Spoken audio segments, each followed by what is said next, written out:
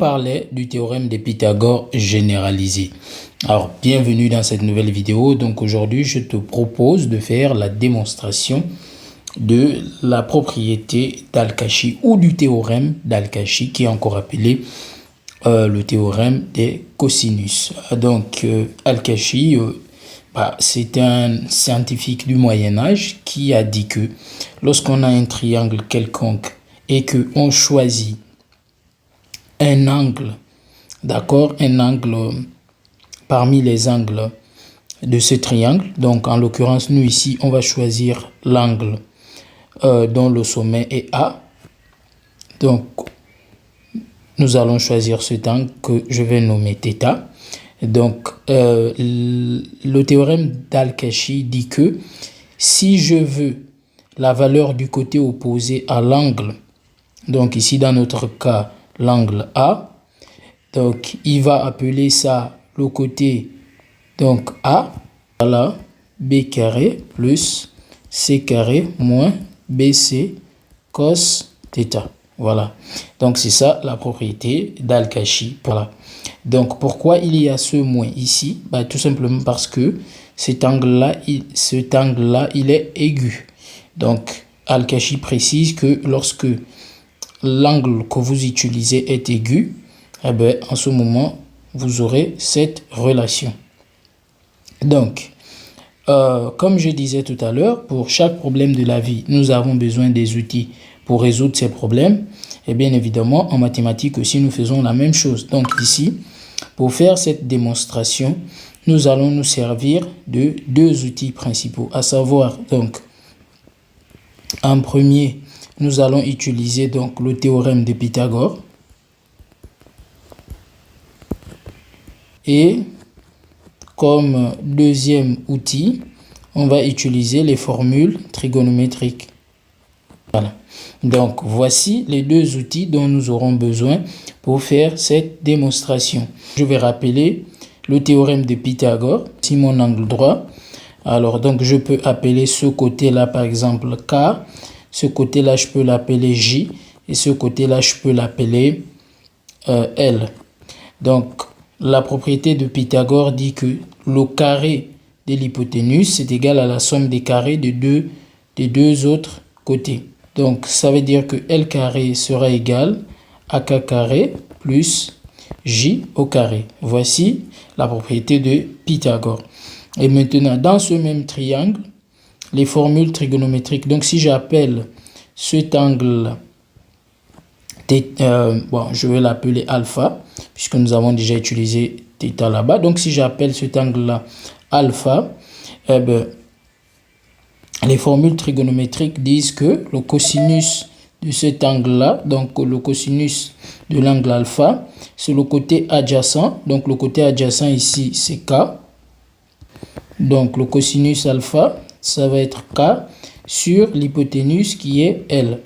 Et donc, le sinus de l'angle alpha sera tout simplement égal au côté opposé. Donc, ici, c'est J. Donc, le côté opposé, c'est J sur l'hypoténuse qui est L. D'accord? Et vous êtes sans ignorer que le sinus carré de l'angle alpha plus le cosinus carré de l'angle alpha donne toujours 1. Donc, voici comme ça rappeler les propriétés dont nous aurons besoin pour faire cette démonstration. Donc, allons-y.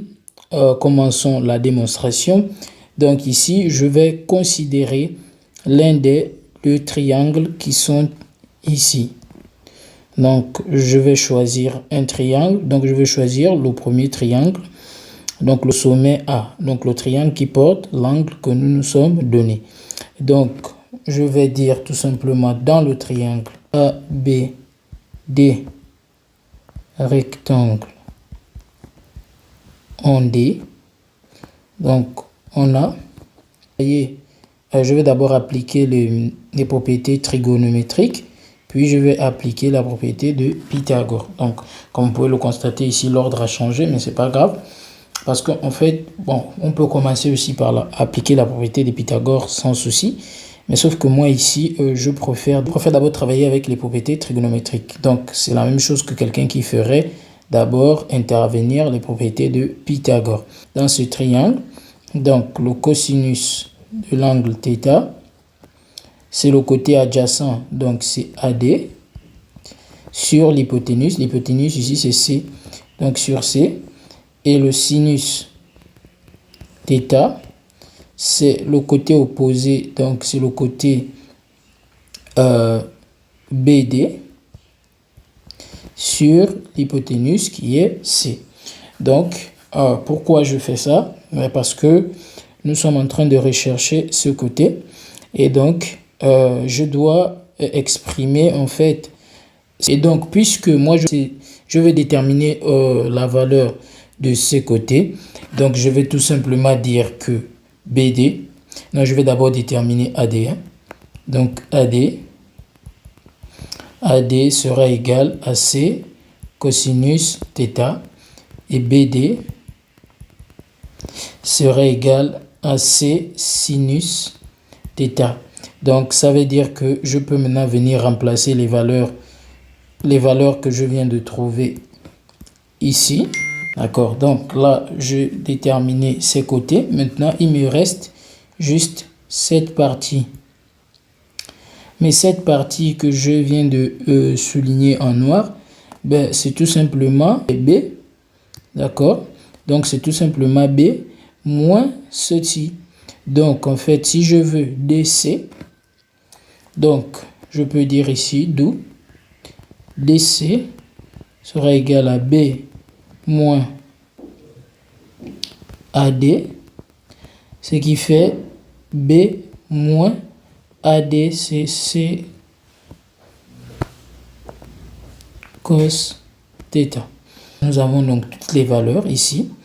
Et donc, je peux maintenant passer à la démonstration. Maintenant, à faire l'application de la propriété de Pythagore dans le second triangle, puisque ce premier triangle-là, rappelez-vous, ça nous a juste permis de déterminer les inconnus.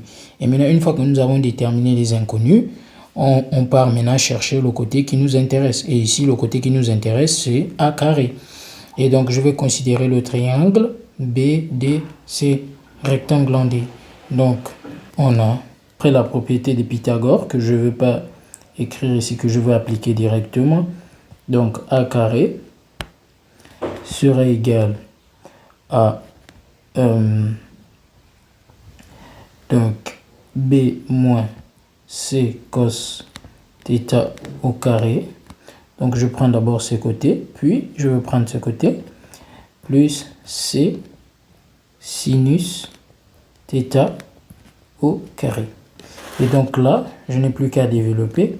On obtient donc B carré moins 2 fois BC cos θ plus C cos θ, le tout au carré, plus C carré sinus carré θ. D'accord, donc ici je peux arranger, j'obtiens donc B au carré. Et ici, vous voyez que j'ai aussi C au carré ici. Donc je vais l'écrire. Je vais plutôt mettre C carré cos carré θ. Et donc ici j'ai C carré, donc je peux factoriser par C carré. Donc ici j'obtiens d'abord, donc on réécrit d'abord, B carré moins 2 BC cos θ plus C carré, facteur de cos carré θ plus sinus carré θ. Fondamentale de la trigonométrie que nous avons rappelé tout à l'heure, que cosinus carré de x de θ plus sinus carré de θ, ça nous fait 1. Alors je prends, donc c'est B carré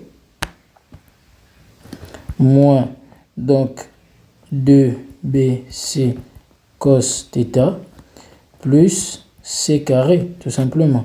Donc il suffit d'arranger, j'aurai B carré plus C carré moins 2bc cos θ. Et effectivement, on retrouve bien la propriété qu'il fallait démontrer. Voilà, celle-ci, c'est la même qui est ici. Au début, je t'ai parlé de la généralisation de la propriété de Pythagore. Et bien, c'est ce que nous allons voir.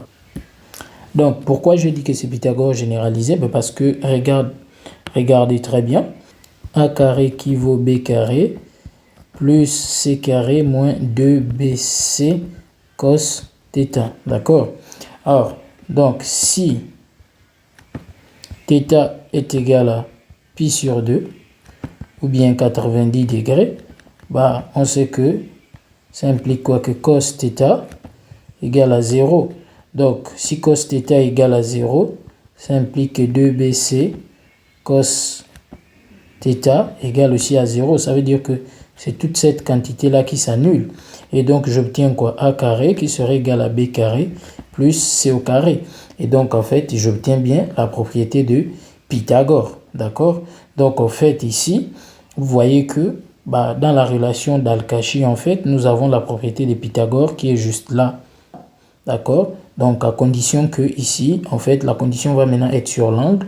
Il suffit que l'angle donne une valeur, en tout cas, qui annule le cosinus. Et bien, on retrouve à chaque fois la propriété de Pythagore. Donc, c'est pour ça que, en fait, en général, on parle souvent des propriétés de Pythagore généralisées parce que Al-Kashi, lui, il a fait le cas de tous les triangles. Donc, je pense que je vais m'arrêter là pour ne pas que la vidéo soit trop longue. Donc, si tu as apprécié la vidéo, n'oublie pas de liker, de partager. Et je vous dis à très bientôt.